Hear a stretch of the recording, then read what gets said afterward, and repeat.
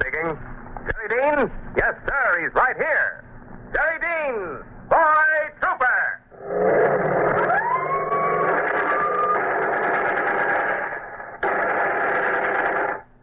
And here's a call to every Jerry Dean fan listening in. A call to try Silver Cup Red. Yes, try Silver Cup Red. Silver Cup, you know, is that extra delicious white bread that not only tastes so swell, but in addition is so extra good for building energy and health.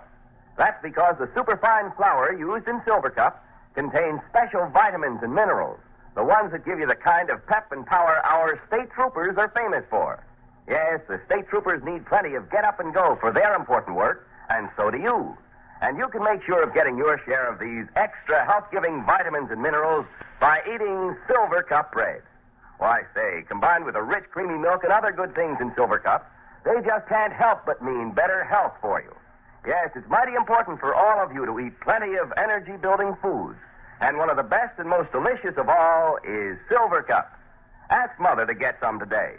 Silver Cup, the world's finest bread. Yes, it's time for Jerry Dean, Boy Trooper, a brand new series of programs dealing with the adventures of Jerry Dean and his friends, the state police. In just a moment, you'll hear the opening episode of The Case of the Smuggled Drugs. And a little later in this series, Jerry Dean will give every boy and girl in America a chance to become a junior trooper. And that means a chance to work with the state police, attend meetings, learn modern criminal investigation, the chance to rise to sergeant or lieutenant or captain of the junior troopers. Now, doesn't that sound interesting? Isn't it something now? You bet it is. It's something that's never been offered over the radio before. So you do this. Tell your friends to listen regularly every day to Jerry Dean. And in a few weeks, 2 or 3 or 5 or 6, he'll tell you how you can become a junior trooper and how you can actually work with the state police.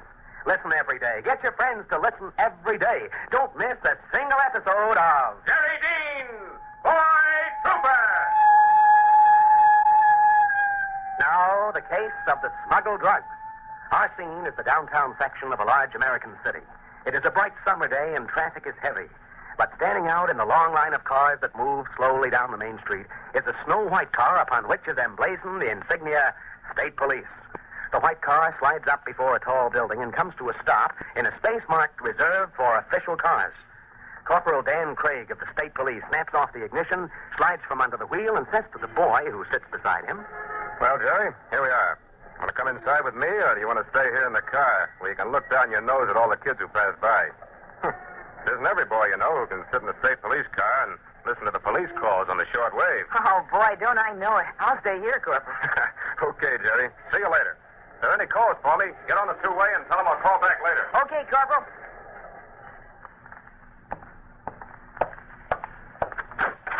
Ah, Corporal Craig. Come in, come in. Thank you, Commissioner. Now, sit down, Corporal. Well, Craig. Oh, wait. Before we get into that, what about the gang of counterfeiters? Did you pick up the other fellow you were looking for? Yes, sir. He's in the jail at Midvale. Jerry Dean, the boy who helped me crack that case, identified all 3 of the counterfeiters. Ah, good. The boy, you say? Yes, sir. Jerry Dean. He lives next door to the substation at Black River. The finest kid you ever saw. Well, it was Jerry who discovered the shack where the counterfeiters were working.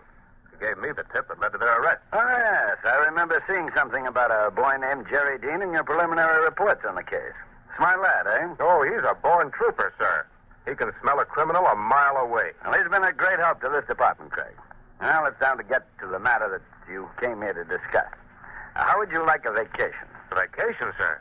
Did you say... A vacation with strings attached. Well, I'm afraid I don't understand, sir. Come over here a moment, Craig. Look at this map on the wall here. Huh? Now, this is our state. The red lines indicate the territory served by the various troops. Troop R, your troop, is here. Yes, sir. Now, see this place, Eagle Lake? Yes. And this one, Lakeport? Oh, I know that country quite well, sir. I've been up there several times. Fishing. Fishing? Ah, good. That fits right into the picture, then. Now, somewhere between this point, Eagle Lake, and here, Lakeport, a gang of smugglers is operating. Smugglers, sir? Dope smugglers, Craig. Well, I'm beginning to see now, sir, what this vacation of mine will be. What the strings you mentioned really are. Mm-hmm. Yes. You see, Craig... You want me to go up there and crack that gang of smugglers? No. Wait a minute, Craig. Wait a minute. You're only partly right. I want you to find out where the dope is coming from and who's running it in. Yes.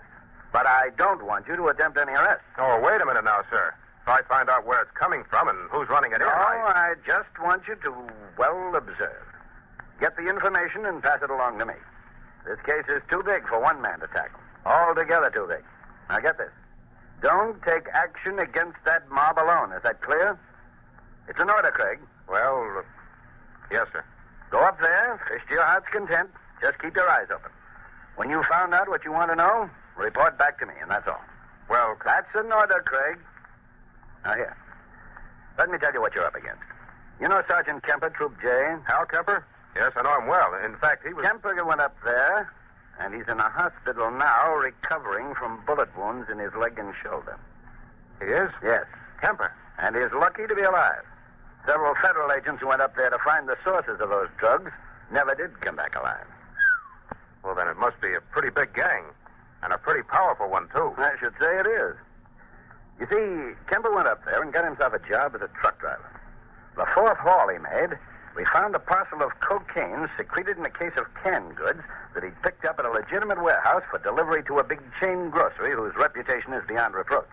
You mean you found drugs in the truck Kemper was driving, sir? That's exactly what I mean. What? We've traced both ends of that shipment, Craig. And the fact remains that someone hid the drugs in that shipment, and somewhere along the line, another person was waiting to pick it up. But you found it first. Yes. And we left it right there, Craig. Didn't disturb it at all. We figured that if we watched the shipment, someone would attempt to take the parcel from its hiding place. Well, what happened? Absolutely nothing. Somehow the mob got wise to the fact that the parcel had been discovered, and they dropped it like a hot potato. Kemper was shot while making his next trip to Eagle Lake. Shot? Yes, shot. Because this is the fishing season, there must be a good many fishermen up that way. You won't be suspected. No one will think that you're a state trooper. Well, that's right, sir. Only, I can't go alone, sir. Huh? Of course you can, Craig. You must. I don't want anybody to know you're up there if I can avoid it.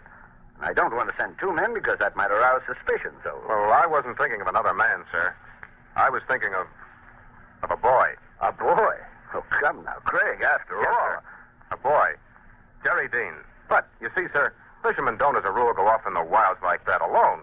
They go in pairs or threes or fours. Why, a lone fisherman would attract more attention than a dozen men in uniform, sir. This mob is as smart as they appear to be. But this boy, Craig, this Jerry Dean, this is a dangerous mission, man. Oh, there'll be no risk taken, sir. That I promise. Oh, very well. After all, it is a vacation. Of a sort. But I'll tell you what I'll do. You know Ted Watkins of Troop J? Yes, sir. I know him very well. Well, Watkins is riding cycle patrol up Eagle Lake way.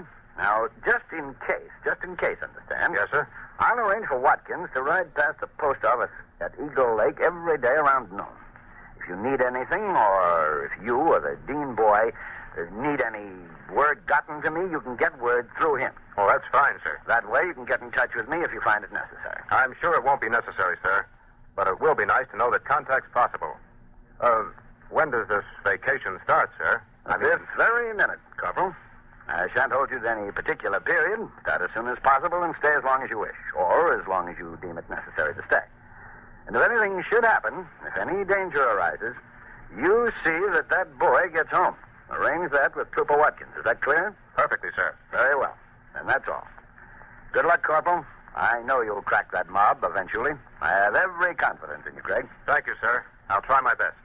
Goodbye, sir. Goodbye, Corporal. Have some fun, but remember, you're charged with the responsibility of running that mob to earth. Every last member of it.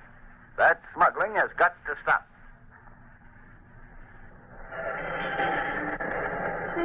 And you turn the next corner to the right, and you go 2 blocks. See? Yes.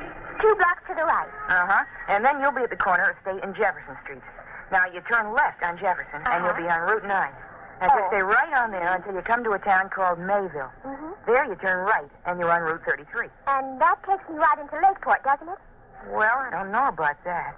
I don't know much about the roads beyond Mayville, but Route 33 goes up to the North Country, up around the lake. Thank you very much. You're very sweet. Oh, that's all right. Thank you. Goodbye. Goodbye. I'll tell my father that a state trooper told me how to find our way back to Route 33. Wow. Boy, is she ever nice. I'm kind of glad her father lost his way. Hi, Corporal. Hi, Jerry. Who's the girl? She's driving through town with her father, and they got off the road some way. I just told her how to get back. Yeah, I bet. That's their car parked up ahead there. You see? She's just getting in. Where are they bound for, Jerry? Lakeport. That's on Route 33 somewhere up north. She said... Lakeport? Yeah, Lakeport. What?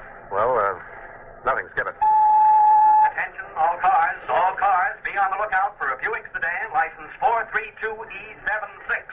This car is believed heading north on Route 33, bound for Lakeport. Hey, Corporal, look. That's her car, you see? Wait a minute, Jerry. Listen. Stop this car and notify the commanding officer, Troop R. Stop this car and notify the commanding officer, Troop R. That is all. Corporal, you see? That's her car. You see the license number? 432E76. Quick, let's go after her. Wait. Take it easy, Jerry. But that's her car, can't you see? Let's go after her. No, Jerry. We have other work to do. But... We'll have to get someone else to go after that car. I'll fix that right away. Car 384 to headquarters. Car 384 to headquarters.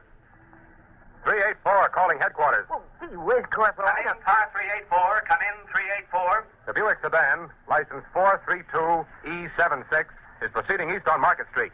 It'll go to Route 33 by way of State and Jefferson Street. Thence north on 33. Have a car pick it up.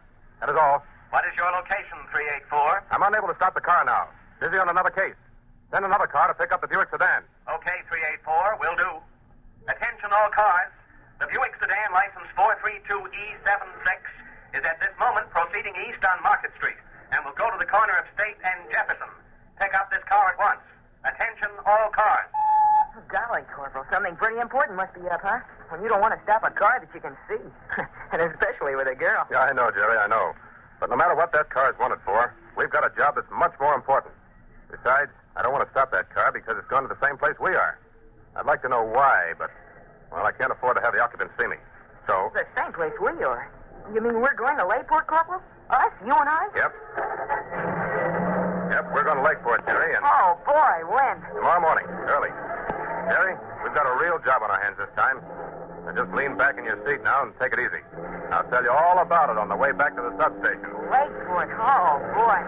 Smugglers, Jerry. Smugglers? Wow. Well, there it is. That's the first episode of Jerry Dean, Boy Trooper. And there they go, Jerry Dean and his friend Corporal Danny Craig. They're off for a big adventure. Would you like to go along on that vacation with them? Then tune to this same station tomorrow and every weeknight at this same hour. And don't forget, tell your friends to listen every day, too, because one of these days, Jerry Dean is going to tell you how you can become a junior trooper and share in the fun and excitement and the rewards that come to junior troopers. So keep listening, won't you? Yes, and keep on eating Silver Cup, the bread that tastes so extra good you just can't mistake it. Yes, sir, it's so much better than ordinary bread that once Mother starts serving Silver Cup at your house, everybody will recognize the difference. And when you start eating Silver Cup regularly at every meal, you'll immediately notice the difference, too, in your extra power and pep. That's because Silver Cup is jam-packed full of essential vitamins and minerals.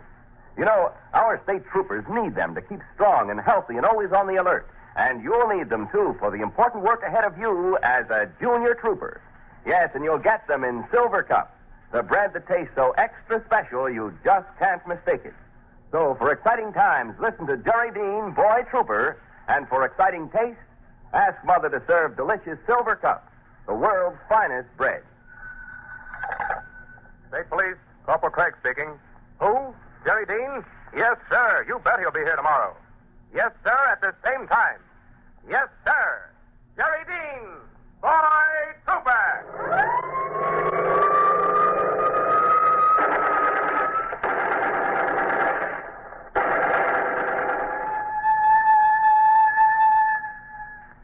Jerry Dean, Boy Trooper, is brought to you every day, Monday through Friday, by Silver Cup, the world's finest bread. John Scott speaking. This is the Mutual Broadcasting System.